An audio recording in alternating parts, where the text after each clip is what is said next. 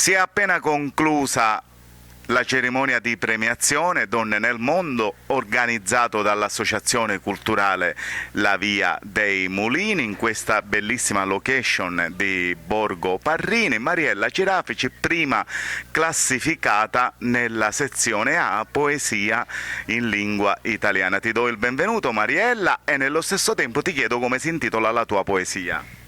Buon pomeriggio, buona serata. La poesia si intitola Il tempo è adesso e parla, l'argomento qual è? Lo stato di malattia che possono avere le donne, che però messe insieme con tanta solidarietà poi fanno un bellissimo cerchio, il cerchio delle donne, il cerchio dell'amicizia che supera tutto, che riesce a vincere anche questo momento difficile.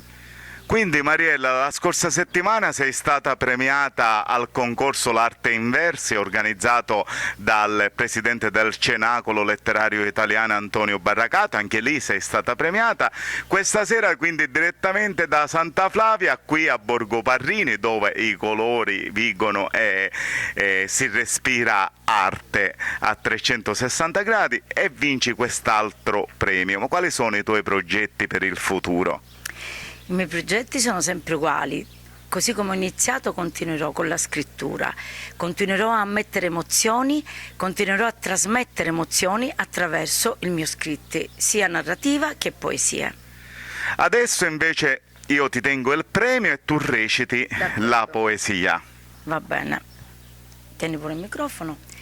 Il tempo è adesso, il dolore mi riempie il corpo e annulla la mente. Mi induce a pensare che al di là di quello non ci sia altro. Devo confrontarmi con la realtà, che si affaccia su dimensioni mai viste, unirmi ad altre donne, in una tacita solidarietà come un filo immaginario che ci lega, aiutandoci a non smarrirsi. Più delle parole, servono un sorriso e un abbraccio.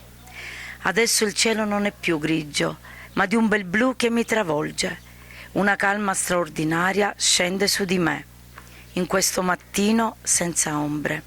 Resto qui, a godere una nuova rinascita, sto qui e non mi importa più di nulla.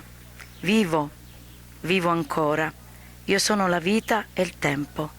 Sento un soffio di vento, come un fremito che sa di primavera anticipata.